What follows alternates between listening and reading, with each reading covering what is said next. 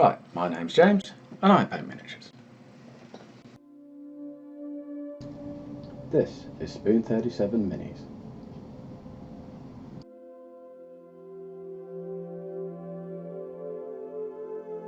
Right, so in this tutorial we're going to be using the Citadel Essentials set for Warhammer 40,000 in order to paint some Primaris Intercessors, the easy to build ones that I showed you how to build in the assembly video. Right, now the Essentials set does not actually contain everything you need to paint. Obviously it has paints, paintbrush and the tools and glue to assemble your miniatures. You're going to need some miniatures and you're also going to need a water pot and a palette. The palette is for thinning down your paint, checking its consistency and also mixing paints together if you want to do that. Now I suggest, and I strongly suggest, in order to save a bit of money, rather than going to a hobby shop and buying a paint pot and a palette, instead use some household stuff you would throw away. A yogurt pot and the yogurt pot lid is ideal. This holds water. This is a non-porous surface, which is the key thing, which you can mix your paint on. It's a little bit small though, so if you want to, you can use something like an ice cream tub lid instead. That would be an ideal combination. Now, I'm not actually going to use those pots.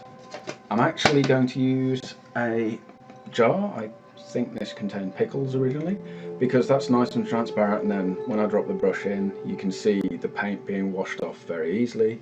And then I'm also going to use part of an old CD case, as that's also transparent, and then you can very clearly see without being distracted by any manufacturer's branding or anything like that whilst I'm actually mixing the paints together. You can also see I've actually already used this for a little bit of white paint for a side project I was doing, so that's actually ideal for your palette, and your jar that you maybe would have thrown away is an ideal water pot for painting. So I mean, you can buy these from proper hobby shops and so on, but why not save yourself some money?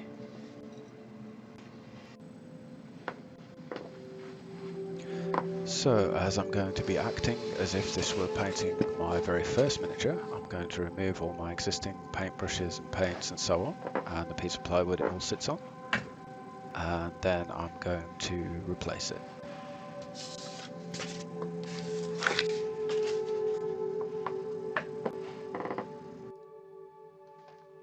So first we're going to need something to protect the working surface. So I've got some brown paper that I've unfurled from a parcel I received. And then we've got the palette I showed you a few moments ago. The Essentials kit, which I've put in a little cardboard tray with one of the assembled miniatures. There's a brush. And now we need some water. So I'm going to fill that with tap water. Tap water should be perfectly okay, provided, like mine, it is completely transparent and of a reasonable quality. If not, you'll have to think about distilled water or bottled water or something of that nature. Now, the one thing I didn't mention was you will need some water or a beverage, and you will need something to wipe the paintbrush on, like a piece of, this is kitchen towel tissue paper that I fold into a quarter, which I like.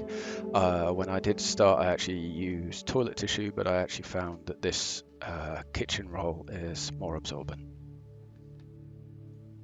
Right, so I'm going to go into a bit more detail than I usually do at this stage. You need to take the tube off the brush and you need to wash it in the water. Then you'll need to wipe it on the tissue in order to remove the excess water. Now, it's quite important that you keep this tube for later use. I'll show you why in a moment. Now, when you wipe the brush on the tissue, you're supposed to pull it back, but if you want it to come to a point, you also rotate it as you pull it back, and that forms the tip of the brush into a cone, giving you a nice sharp point. The sooner you can get into the habit of doing this, the better. Now, the mantra we use for painting miniatures is shake your paints, thin your paints to thin coats. As you can see, this paint is actually quite badly separated into its two constituent parts, clear medium and in this case black pigment. So it needs a lot of shaking to mix it together properly. Now when you open it up, it should look like a nice consistent paint. I actually had to reshoot this because the first time I opened it, it was clearly not mixed. Now here's where you might need that tube from before, from the end of the paintbrush. I found some of these lids can snap shut, but if you actually push the tube in, so it's a loose fit, when the lid settles on it, it can't now snap shut at all. And that's how I use them. Now moving on to the palette, let's get some paint onto it. Now this is now really, really thick. So always assume that the paint comes out too thick. So we're going to add some water. And that's obviously too thin. So what you want is somewhere in between the two. So add a bit of water to a lot of paint and you've got a nice consistency. So it should come easily off the brush, and again, twisting the brush as you pull it back makes a nice sharp point. Now, normally at this point I would tell you to use primer, but I'm going to do this somewhat the old school way, where the old guides used to tell us to slightly water down the black paint or the white paint and use that as effectively a primer or undercoat instead. So you'll see this is quite runny and it does push around a little bit as I'm going, but what I'm going to do is push it around until it seems to stick. And then I'm also going to do a second coat later on, so it should be a nice even color. So if you see a little bit of the blue plastic poking through at this point, don't worry about it. That's perfectly okay. In fact, it's actually what we want at this point. We'd much rather have that so that, you know, the paint's thin, rather than have the paint so thick that it barely runs off the brush and then it fills in cracks and crevices as you're going, almost like as if you were using a filler rather than paint.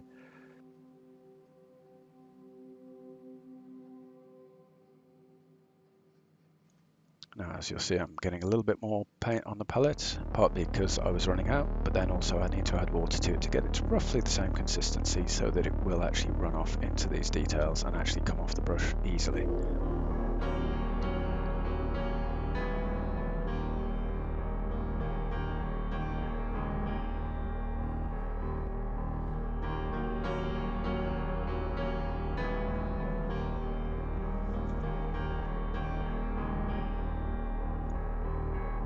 As you're painting this, be sure to check the model from every angle. I'm trying to do my best to show this on camera. I am slightly off to the side of the camera because I'm trying to give you like a painter's eye level view, which means either the camera has to be literally stuck to my face or I have to be off to one side, so that's what I'm doing.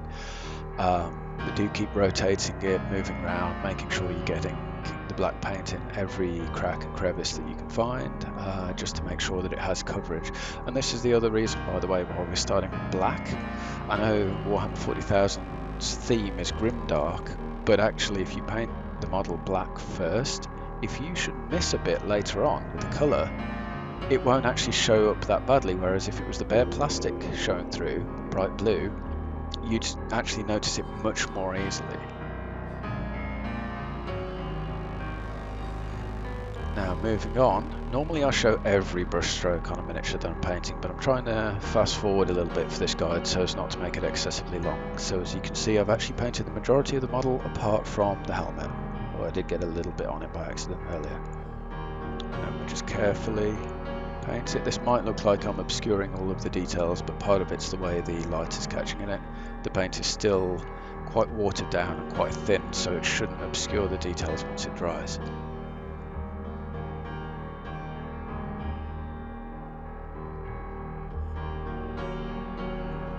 Now again, check the model from every angle, get the brush into every part so that you don't miss anything. Obviously we'll be going over it a second time later, so you don't need to worry too much, but ideally it should be fully covered at this point.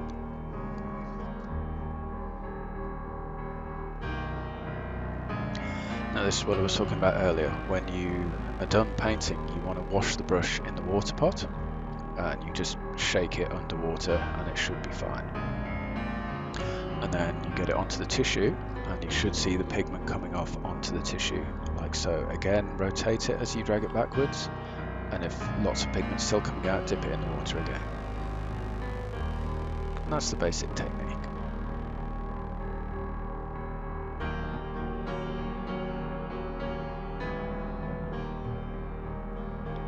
Now as we need to let this dry, we want to close our paint pot, so take out the little tube from before and make sure it's properly closed, otherwise it'll start evaporating and you'll be wasting your money on paint much more often than you want to.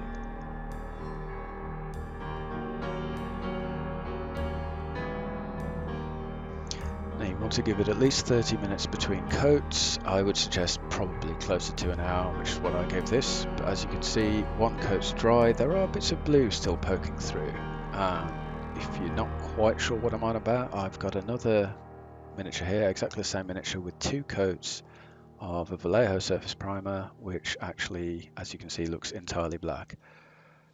So as you can see, we do now need to do a second coat of Abaddon Black from the Essentials kit.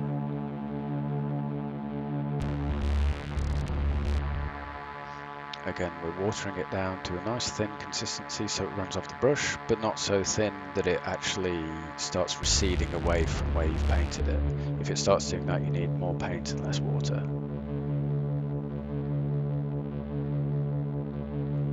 Exactly the same technique again, starting with the left foot and lower leg, and we're just going to go over the paint literally for a second coat.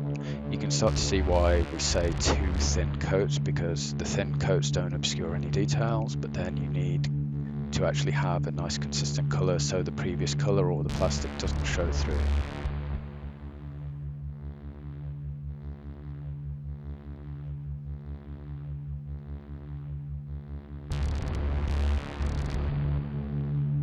The other thing about doing a second coat is if you spot anywhere where you've maybe missed some detail, or the paint has maybe shrunk slightly and some part of the model isn't covered with paint, you can now go over it and make sure that it is covered this time. And as this is the final coat we're going to be doing of this black, then obviously we want to make sure every part that's going to be black when it's finished, such as the gun and the knee and elbow gaskets and so on, need to be fully covered. Everything else is perhaps less critical, but you do want a nice uniform colour.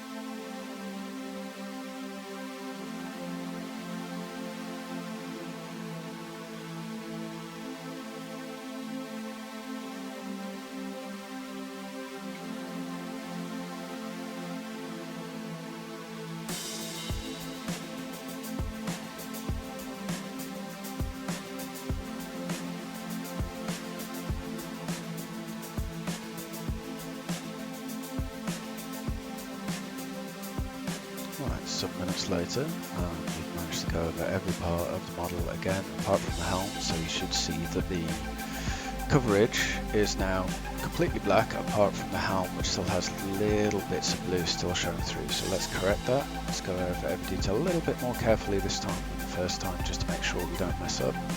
But we still want to get black paint on every part of the model, as this is effectively the undercoat. We want it to be nice and uniform, so that the colour coats that we're going to put on top will actually also have a uniform and consistent coloration.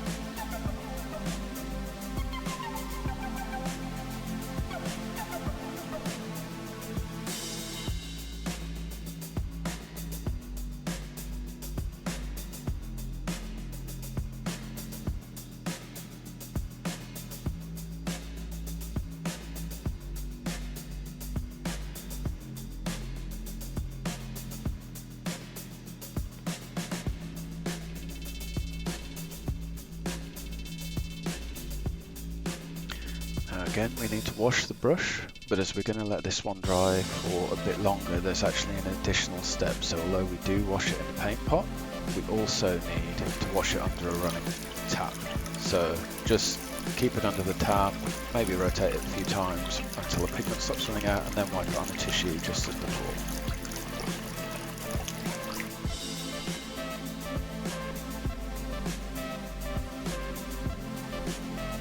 Now, I know know this says 30 minutes, but in actual fact I actually left it until the next day to do this bit of filming.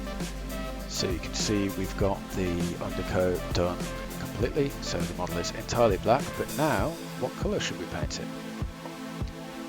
Well, the box art appears to be blue, so let's go with that. That's kind of what we're aiming for, albeit we're not going to do much in the way of shading and highlighting for the first miniature. We're just going to paint the armour in Macragge blue. So again, just as before, we need to do a lot of shaking.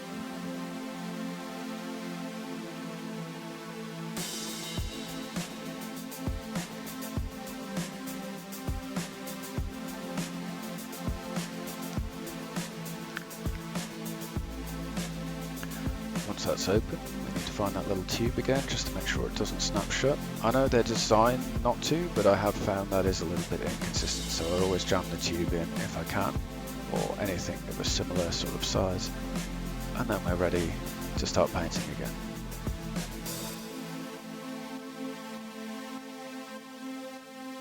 Exactly the same order again, clean the brush first, get some paint out. It's a bit too thick, so we add some water. In this case I think we're going to add 2 lots of water because it is extremely thick in this case, and that gives us a nice runny consistency that should come off the brush quite nicely. Again, rotate it so it comes to a nice thin tip, and then just as before we paint in the same order, but this time we're going to do all of the armour, but we're going to omit anything that we think should be a different colour later, which obviously you can consult the box art. But obviously things like the gaskets at the back of the knee, the gun, the eyes, the parts of the backpack that are supposed to be metallic silver later on, anything like that. If in doubt, paint things blue though, and then you can always paint over them later if you've got it wrong.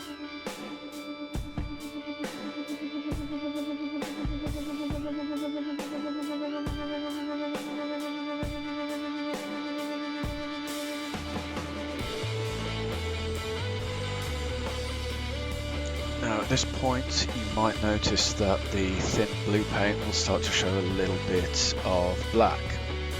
Don't worry too much about that because again all paints are transparent to some degree, so we're always going to try and do 2 coats of paint. So if this one's not perfectly opaque, don't worry, that's to be expected in fact, and then we're going to come back and do a second coat later on, and then that should give us complete colour coverage that we're looking for.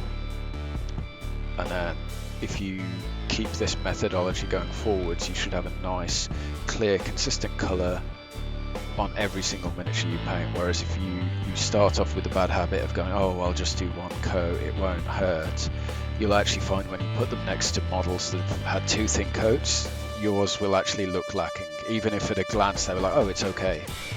But actually you'll find the previous colours showing through on most of your coats of paint. So if you do 2 thin coats, that way you get a nice even colour coverage.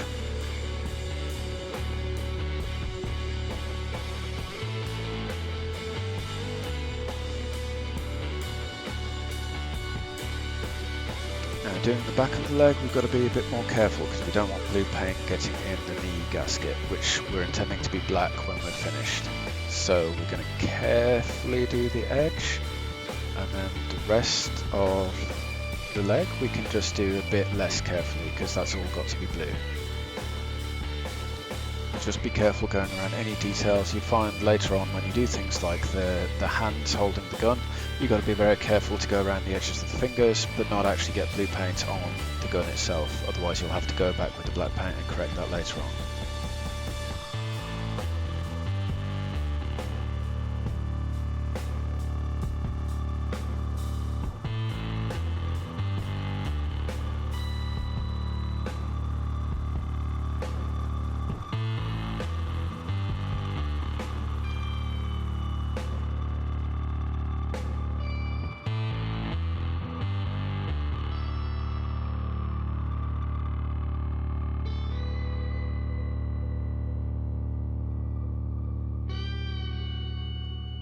Again with the upper leg being fairly careful around the gaskets and the edges, just to get paint on what I think is armour rather than gasket. In theory you do want to go just beyond the edge of the armor plate, because it does have a thickness that you also want to paint, but it's a question of fairly fine judgment. So if in doubt, just go up to the edge, but as you get more confident, you'll actually go slightly over that edge and start getting paint right up to the edge of the gasket, which is where you ideally want it. So you'll see here, I'm just trying to get the edge of the armor done, but I'm also trying to go ever so slightly over it.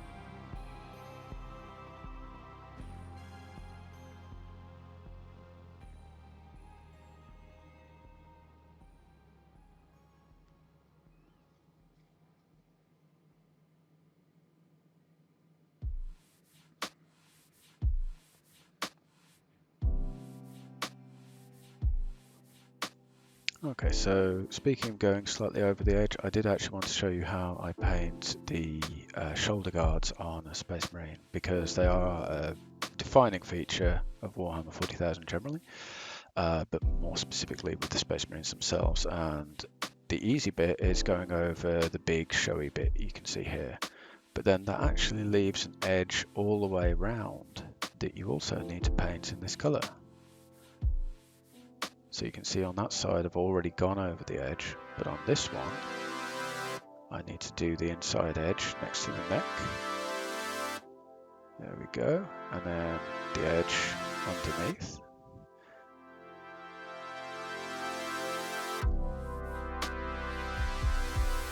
And then also the inside edge on the back side of the shoulder pad, although that is surprisingly close to the torso armor, so it's a bit hard to show on camera, but I am getting the tip between the two, because of course it's all blue, so it doesn't matter too much.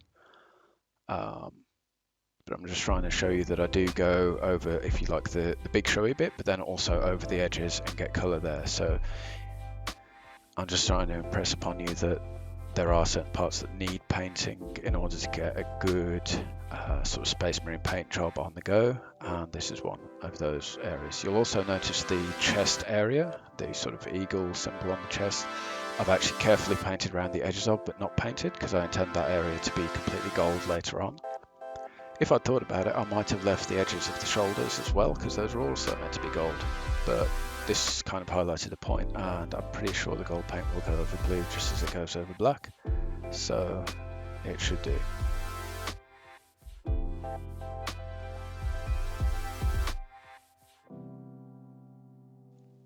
Now you will find as I continue to fill out this arm, I'm being increasingly careful as I get near the gun, because I know the gun's going to be black and silver later, and I'm pretty sure that doesn't involve blue paint, so I'm having to very carefully do the forearm and then the hand that's actually holding the gun, so as to get only the blue armor painted blue.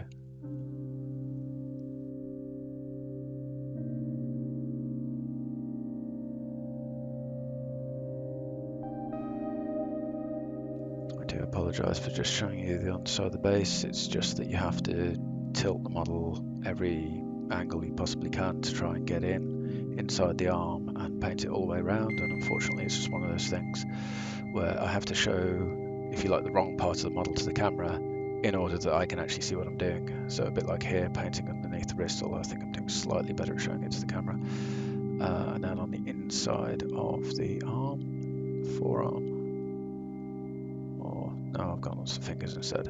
Okay, but you can see I'm being extra careful to only get paint on the fingers and not go over the edges, although I do want to go right up to the edge if I can.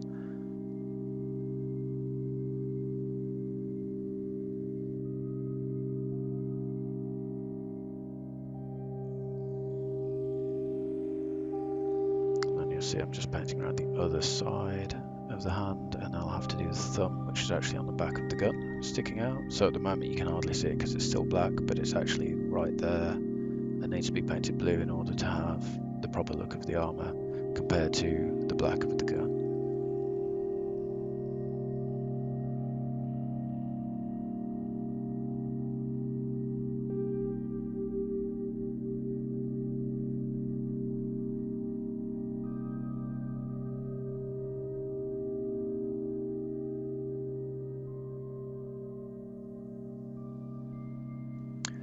Here I'm actually just painting the inner forearm that I missed earlier, and I think there's a moment where I accidentally touch the scope on the gun and get blue paint, and it doesn't come off by poking it with my fingers. So what I do is I wash the brush very quickly and wipe it on the tissue, and then I get water on it and I paint water onto the wet paint, and that dilutes it instantly.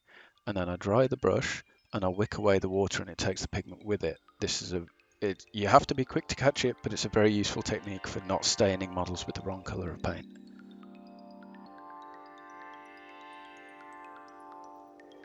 Now moving on to the last little bit, as you can see I've already done the backpack and so on. We just need to paint the helm. Now some of these bits are going to be silver later on, such as the little tags at either side of the helmet and the pipes going in near the sort of mouth area. And obviously the air intake up on top, which I'm trying to leave black as best I can, because that should be its final colour.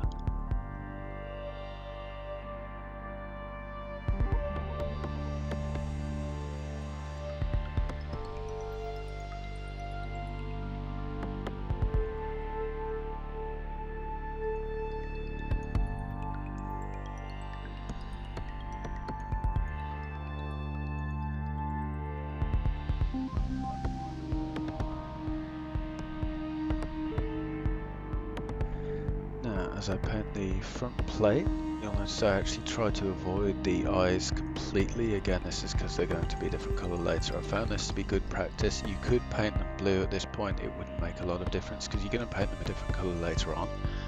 But I also don't want to build up too many layers of paint on a surface that's going to be a completely different colour later.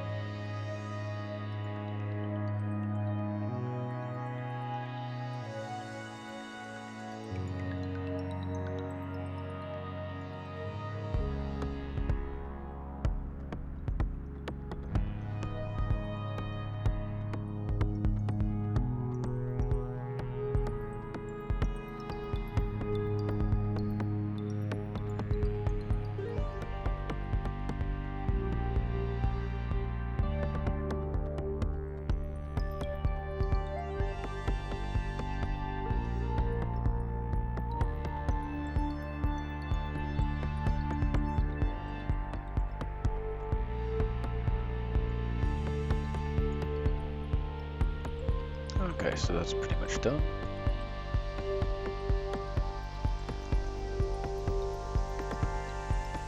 So unlike before, I didn't show you closing the paint part or washing the brush. I'm assuming by now you've got the idea that that's what needs to happen, and then after the model is completely dry, you can see that it is now blue. The coverage isn't perfect. There is a little bit of black you can see, particularly on the legs, showing through. So we are going to need to do a second coat.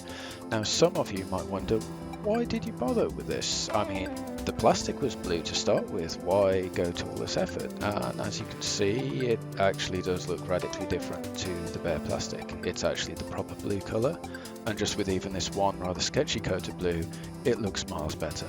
So it is worth doing, believe it or not. So moving on to the second coat of blue, where it should actually attain the proper colour. We've got the paint already watered down. This is McCrag blue again, and we're going to go over it carefully. Obviously we want to make sure that any areas that are still showing black are properly covered, but the easiest way to do this is actually to paint every part of it again, and that way you should guarantee paint coverage, because if you think about it, if the paint is slightly transparent, say it's like 70% opaque, 30% transparent, if you make sure to go over an area twice, no matter what, then you'll have 100% coverage over every area that you actually want to be blue. So that's kind of the idea behind two thin coats.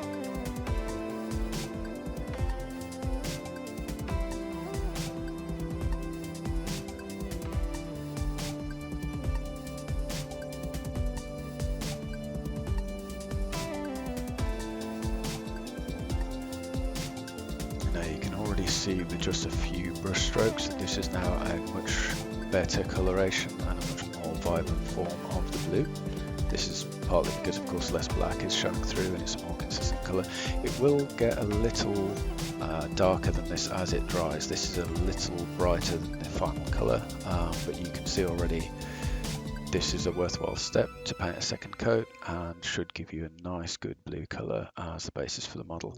I am only going to do the blue armour colour. I'm not going to be shading or highlighting it, as this is meant to be a first miniature tutorial, and I wouldn't expect your first miniature to be, you know, fully shaded and highlighted like the professional painters do.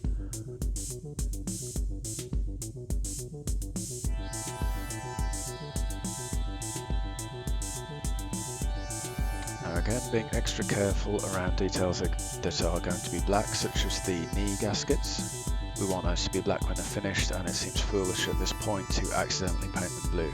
Now of course, if you do accidentally get blue paint on them, you can always go back with some black paint later on and just paint over it once of course the blue paint is dry.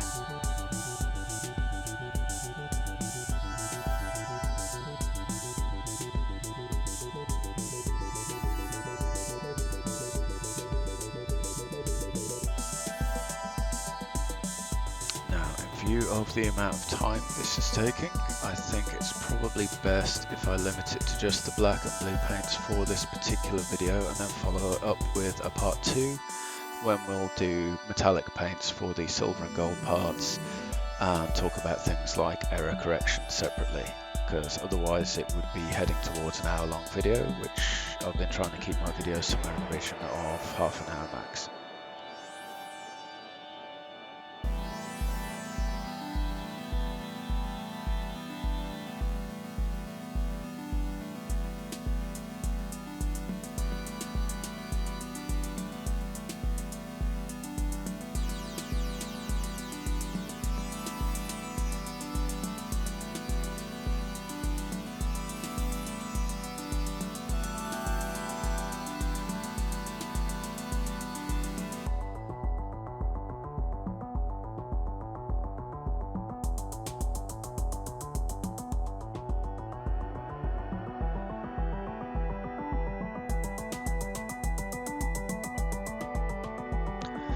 Okay, so we've gone over the vast majority of the model with the blue paint. You can see the coloration is already quite a bit better, and I'm just finishing off by painting the helm area.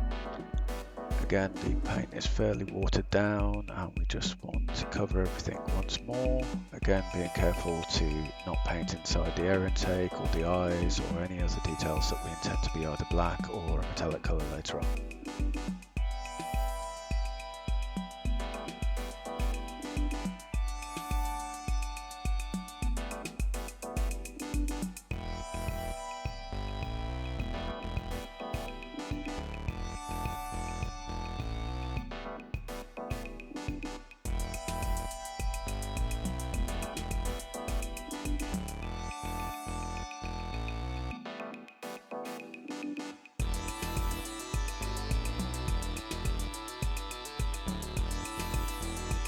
Just finishing off with the faceplate area, being careful to just paint the faceplate, not the eyes.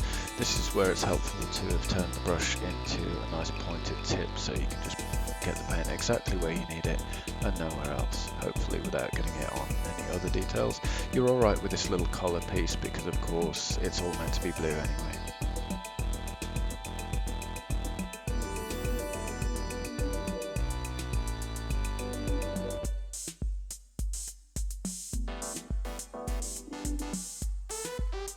Right, now that we're done, we're going to wash the brush, shake it in the water again, wipe the excess on the side, wipe it on a tissue, again rotating so it forms a nice neat point. You can wash it 2 or 3 times if you still have pigment coming out again and again. And then you want to close the paint pot by removing the little tube and pushing it closed and making sure it's properly closed so the paint doesn't evaporate.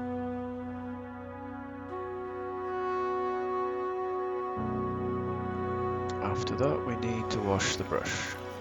Also tip away the used paint water, which ideally you pour into running water and rinse out the container. And then same again, you put the brush into the running water until pigment stops running out of it. There isn't very much this time. And then you just wipe it on the tissue once again.